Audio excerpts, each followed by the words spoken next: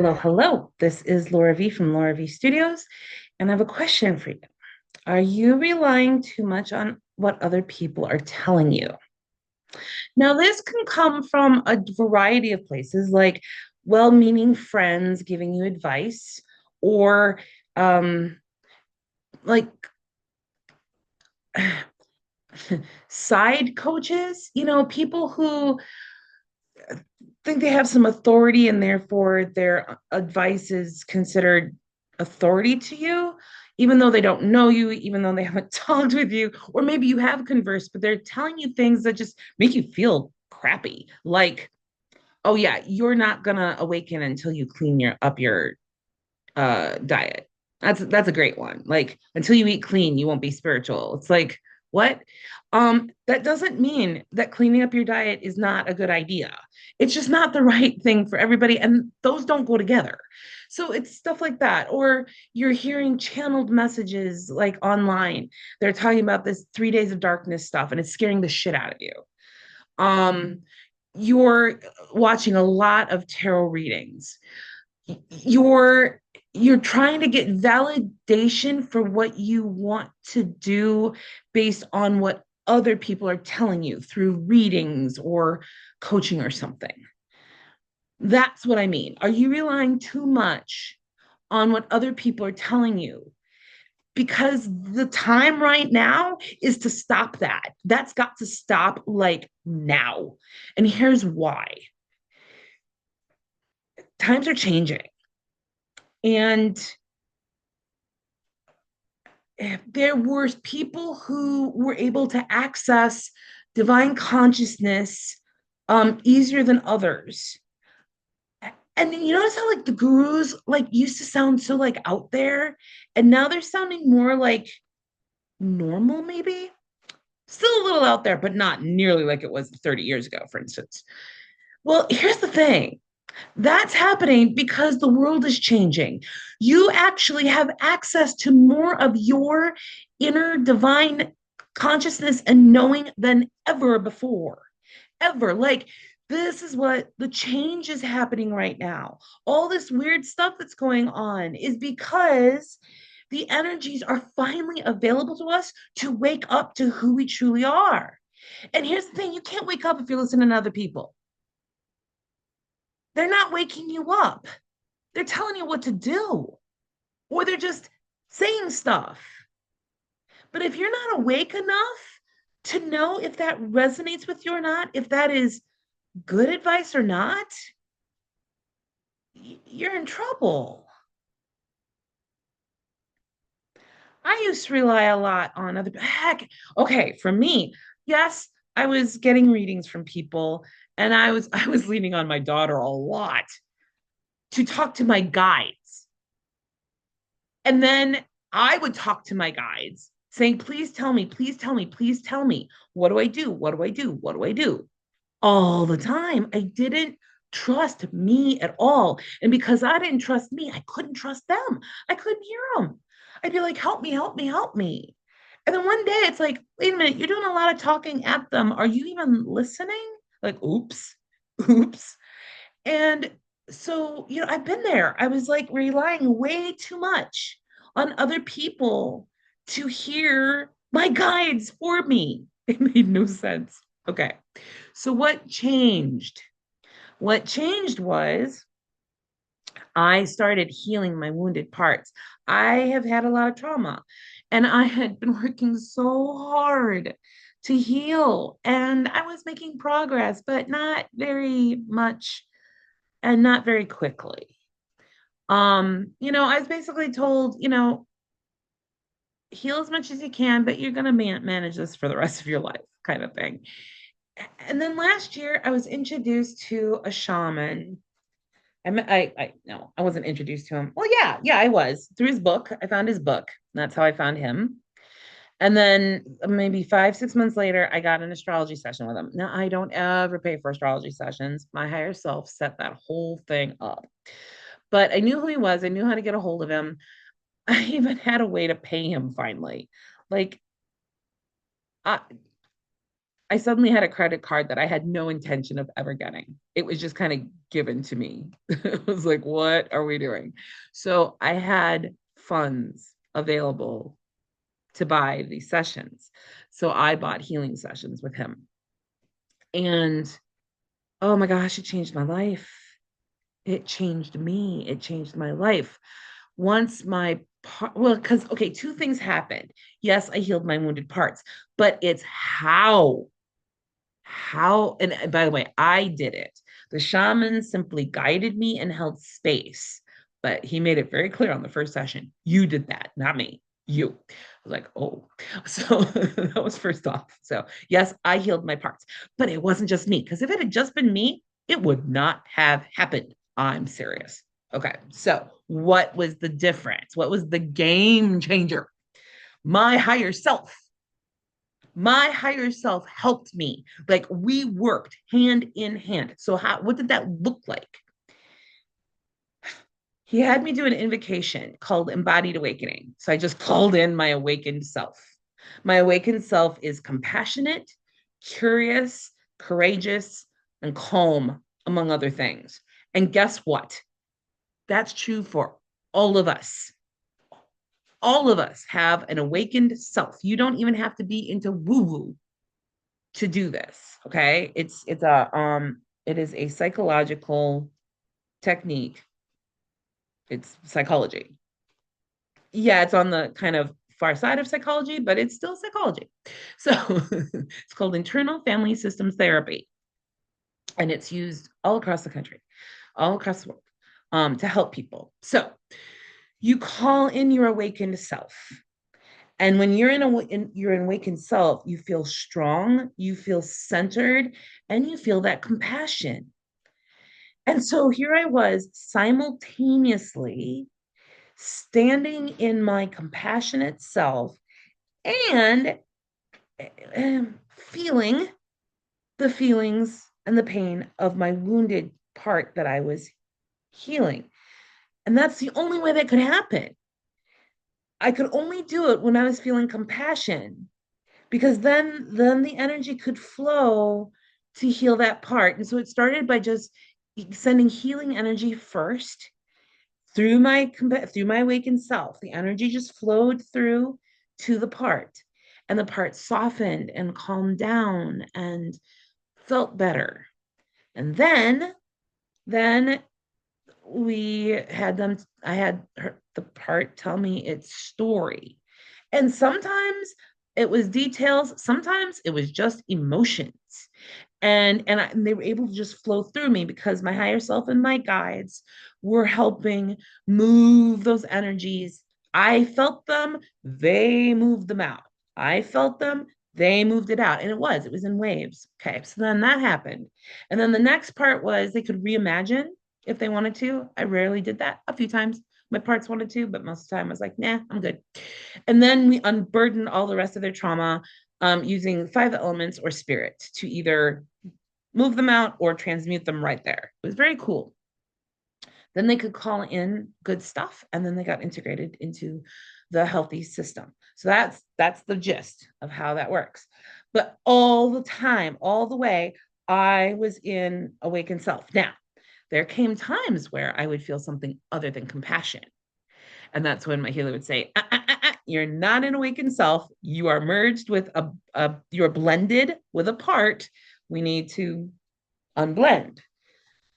Having dissociative identity disorder, this was a beautiful gift and totally unexpected, because I was so used to being blended.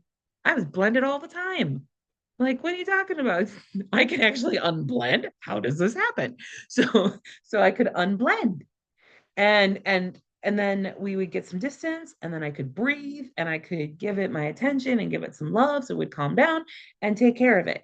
And then I might have another part that I'm blended with, so I would unblend. I mean, at one time we did a mass unblending because there were so many. It was crazy. But we did it. But you always knew, if you were not in compassion itself, if you weren't tuned into that compassion, you were not in your awakened self. You were blended. And that was wonderful. And then I finally learned, wait a minute, I can do that all the time. Like when I'm not feeling compassion, like even when I'm just out and about, if I'm feeling annoyed, frustrated, bitter, resentful, Any of those, it's like, oh, I'm not in awakened self right now, am I? I need to get back into my compassionate self. And so then we did. Well, I've got to practice that more. I got to get better at that. But yes, so that's the game changer. Awakened self. So once I learned how powerful my awakened self is and how well we could get things done together with the really scary, intense stuff, I started trusting her more with my everyday to day. And then I started hearing her. My favorite story. This is so funny. Actually, okay, so I got up and I saw myself in the mirror and I had, and then my higher self said in my head, no, you need to be more compassionate towards yourself. That's not loving. I'm like, oh. So I changed that around. And then I went and weighed myself and it's like, don't be giving so much power to a number on the scale. So that was the first time that my higher self had been like direct like that with me. I was like, oh. Then we went to McDonald's for breakfast, my daughter and I. And I decided to pick up an extra order of hotcakes for my other daughter when we got home. So I needed two orders. I just said two hotcakes with sausage.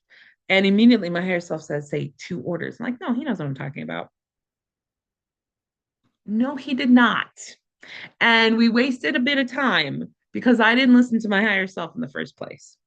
So this was a perfect example of how my higher self talked directly to me and showed me that if I listened to her, things are going to go better. I'm like, oh, okay. She doesn't do that very often, but that day apparently I needed the lesson. So I was like, okay. So that's literally how specific and how practical your higher self can be with you. It's crazy. So yeah, and then my guides would start talking to me. Like I would just, although I didn't realize they were talking to me at first. I would just get ideas. I'm like, oh, that was brilliant. I would get an idea for an invocation. I'm like, oh, that's brilliant. And it took me a couple months to realize, wait a minute, you guys have been telling me this. That's been from you guys. And like, yeah. I'm like, oh, and then I was like, oh, I can just talk to you. So I used to use automatic writing, and I do sometimes. But honestly, I can just start writing in my journal and they talk, or I can just be quiet and talk, and then I need to write it down so I don't forget. So it can go either way. But that's how I tune in to my inner guidance.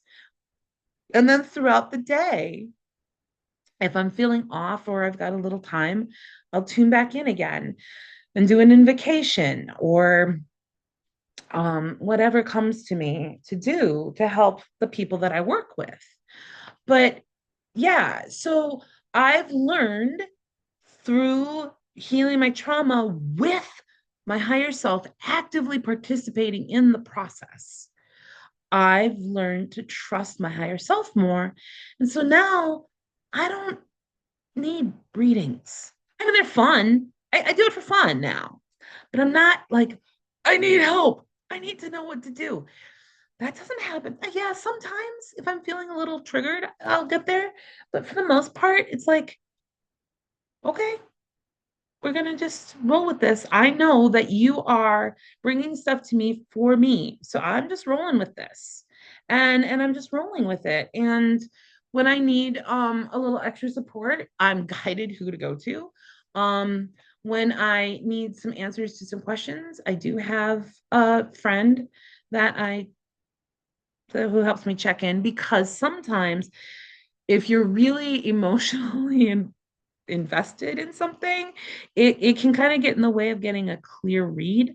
So that's when I'll like reach out to my friend and say, hey, can you check in with your guides and answer a few questions? They do yes or no's. And so that's been helpful. So I do that as support for what I'm already doing. But I'm not relying on that, like, oh, okay, I'm gonna do this because she told me to. Oh, yes. No. And so, okay, so that no, because yeah, it's just you're giving up your power. You're giving up your self-agency. Sorry. You're giving up your self-agency when you do that. So this is why it's time to start relying on you and tuning into your inner guidance, because nowadays that's really the it's going to become more and more important that you listen to you and that you are tuned in and dialed into you, because you can't trust what people are saying. They can, I will listen to other people just to hear what people are saying. Sometimes I will be led to something that gives me some insight into something and helps me like click a piece of the puzzle that I've been working on. It's like, oh, and then I get better language and a better way to say what I know and what I'm sensing. Because I can sense things, but always not always have the words or the frame to be able to communicate it effectively to others. And so I'll listen to other people's ideas on things to help give me, but I'm always checking in as, does this resonate? Does it not? I don't take anything at face value. I mean, maybe a few things, but most things, no. I rely way more on what I'm getting for me. And then, okay, so then how can I help you get started, right? It's like, okay, that's all nice, but how? Okay, so first off, get into embodied awakening as consistently as you can. So I recommend doing it at least 3 times a day for the first week, then doing it twice a day until, once you do it in the morning and you're good for the rest of the day. So that's where you start. And then on top of that, you use a healing invocation or a clearing and cleansing invocation once a day. Just daily hygiene. That's your spiritual hygiene. So that's where I start. Then we add in a few more invocations. Attuning to the frequency of divine love is a great one. And a couple other things. And I have this all kind of laid out. So I'm happy. Some of that is already on this channel, and I'll have cards to those videos. Um, and then others just sign up for my email list, and I will send you out the things. And especially if you can, like, maybe say a comment. I think there's room for comments. If there isn't, you can also email me at lauravstudios@gmail.com telling me what you would like help with or what information you'd like to receive, and I will give that specifically and directly to you. So that's where you can start getting into embodied awakening. I mean, if you've got other ways to get into embodied awakening, do it. But this is the most effective tool that I have found, and I use it all with everybody to get consistently and reliably into embodied awakening. Then the next step is to do some IFS, learn IFS. There are a couple ways to do that. There's a guy who teaches self-guided IFS. It's a course, a self-paced course that you can buy, and I'll put the link in the notes. Two, Benjamin Bernstein has a membership with an IFS course in it, and he walks you through, it's a recording that he walks you through the process. So that's number two. If that sounds a little intimidating, trying to do this by yourself, I get it. I need people to hold space for me. So I actually, through his membership, I do a women's healing circle twice a month. And if you want help with the IFS process, we can do that. And yes, we can do it in the group. And I'll tell you why. Because we've practiced. Benjamin also does an IFS. I mean, I'm not trained in IFS, so I do parts work intuitively guided by my higher self, and only if I'm guided by my higher self. Sometimes my higher self says nope, nope, nope. And a lot of the time it says yes, do this, even if I don't want to do it. They're like, do it. So I follow the IFS framework, but I'm not IFS trained, but I'm very effective with parts work because I know parts, and I've healed my parts in so many ways that pretty much anything that comes up I can handle because it I've seen it. I've done it, so it's no big deal. But also Benjamin, who is IFS trained, does an IFS class, hot seat kind of thing, where two people usually can go through an IFS process. And he's got recordings of those so that you can see how it's done. So you can get a feel for how this works. But that's in his membership. So that's something else you get from his membership. And then I do the healing circles where no one's asked yet, but I can do some parts work and kind of walk you through the process and guide you. I have my own community on Mighty Networks, and we meet every Sunday night for community support. And I have been led to do some parts work with two people so far, where my group held space while I guided them through it, and it was beautiful. We did it beautifully. So I am fully confident that I could provide that support to you if that's something you're interested in. And right now, my membership is very inexpensive because I'm just getting started, and it will be going up. I am going to have a level. My community support. I'm kind of right now. I'm at $9.99 a month right now. Um, I I've been like trying to figure out a good price point. And so far, if I do raise the price or when I raise the price, I'm not intending to go over $25 a month for 2 hours with me weekly. So that's like bargain basement cheap, but I want to be accessible and people need the support. And so I'm okay with that. I've got other ways that I'm bringing in money for myself, so I can do this. I'm happy to do this. And I want to be of service and to help everybody at any price point that they're at, because I didn't have money for the longest time either.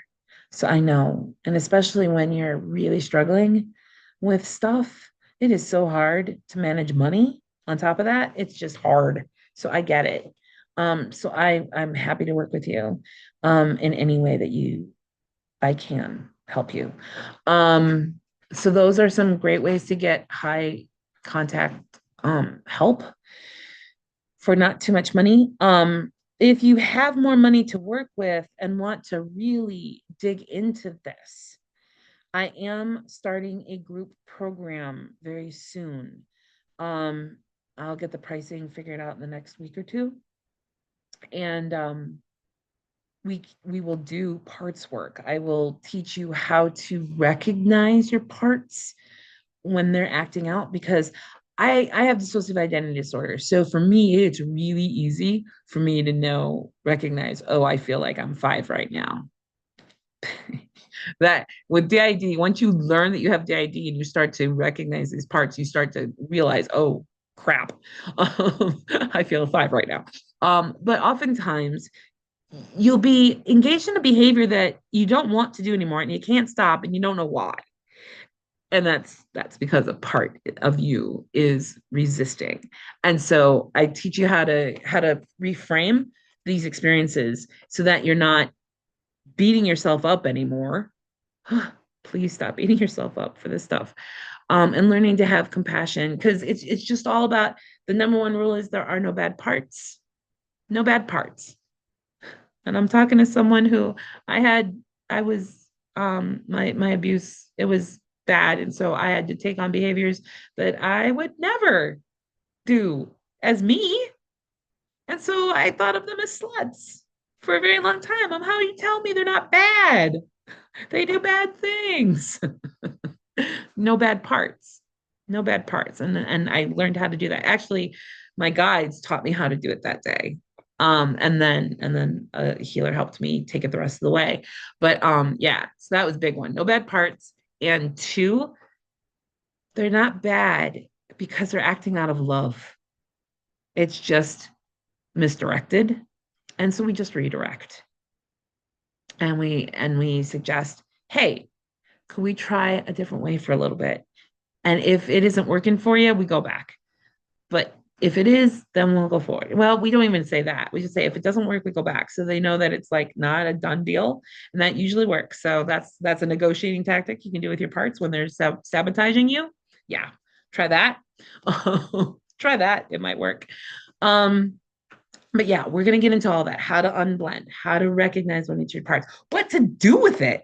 Because you don't always have to do a full IFS process to unburden a part. There are ones that is what you're going to have to do. But there are many times that I've been able to help calm down my parts just by saying, I see you. I love you. Thank you for loving me in this way. Here's some healing love for you. And that kind of quiets them down, and then we can move on. So there are strategies that you can do very quickly, very easily, so you don't feel overwhelmed. Because the last thing, you're not going to do this if it's overwhelming. I guarantee it, because me. So we do this gently, and we do this at your pace. But that's the beauty of doing a group program where I'm also doing one-on-one work with you so that I can learn your pace and I can learn where you're at, and we can come up with a plan of how to move forward in a way that's safe and tolerable for you. I'm not going to say comfortable because it's not comfortable, but tolerable. Okay. So that's coming up. And then lastly, if you don't want to get into that stuff yet, because you're just like, nope. But I'm willing to try this embodied awakening thing. Um, I do have it's in beta. It's in a pilot right now.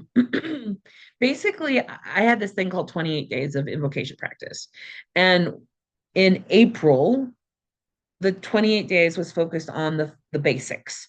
And the basics are the embodied awakening invocation, the healing invocation, think hollow read, and then this 4 invocation cycle. And so I have the invocations, I have the guided videos, and I have the calls where I practice this with a group live. And I have all the links on a document that you can just walk through. And the idea is to practice week 1 as often as you can in the week, and then move on to week 2 in the second week. So give yourself the time, because you need to practice, you need to integrate these energies. So you take it slow. But then by the end of the month, you've got yourself a really powerful spiritual practice that you can do all the time on your own. Don't need anybody to help you. Um, some people, they start the month not being able to feel energy, and by the end they can, or they can at least feel their higher self coming in, which is woohoo. So that can happen in the course of a month. You will get into embodied awakening even if you don't think you are, because you can't feel energy. It's like, I can't feel my higher self. I don't feel anything. That's okay. Unless there's resistance, and I cover that. But if it's not working for you, I also offer some group call times to answer your questions. And that's available to you for a little bit more. So, but it's all under $100 to get you started. And this is a spiritual practice. If it works for you and you're just chugging along, great, fabulous. If you need a little more support, you can join me in my community support membership, or you can join, or you can sign up for my group program, or you can join Benjamin Bernstein's group and get the same stuff. Now, why am I pointing you to somebody other than me? Because I'm good, and I'm very good with the people that I work with. That's not a problem. But I had serious trauma, and my higher self has not led people with serious trauma to me yet. And I'm sure it's for a very good reason. It's until I'm really solid in me before I can take on a big case like that. But he can do it. He's got a lot of practice, and he's excellent at it. And he offers a lot in his membership that could very well be everything that you need. And my whole point is, I want you to get what you need. And if his thing is going to do that, hallelujah. And I'll still get to see, if you're a woman, I'll still get to see in the women healing circle. So, I still get to work with you. But this is about you getting what you need. And so this is what I do. This is what he offers. he's the one who got me here, and he continues to mentor me. And I do events in his membership, because I've gotten to the level where he trusts me to lead events in his membership. And that's a big deal. So, it all works out. It's all good. And it's perfect for now. And then as I grow, then I'll get better. But I can tell you, I can help you. I've helped many women this year. And so I know I can help. If it resonates, we can give it a try. And I'm giving you different ways to do it that are accessible to you. So that's the idea. I want you to get the help that you need because I needed it badly. And yeah, that's what it basically comes down to. And I love to help. So, so I hope this empowers you that you can do this. You can know what you need. You don't need to be, please don't rely on other people to tell you what to do or to validate you. Oh, that's the other thing I want to talk about. How I coach. Um, because there are some people out there who are coaching and are telling you what to do. That's not coaching. Coaching is listening to you. Okay. Um, I do two things. I do one of two things. I listen to you and I can hear what's coming from your higher self and what's coming from your frightened parts, your wounded parts. I can tell. So, what I will do is I will make you aware of what the wounding is saying so that you see it. And then I'm going to make you aware of what your higher self is saying. And I'm going to support and strengthen that so that we can take care of the wounded parts so that you can be more solidly in your awakened self.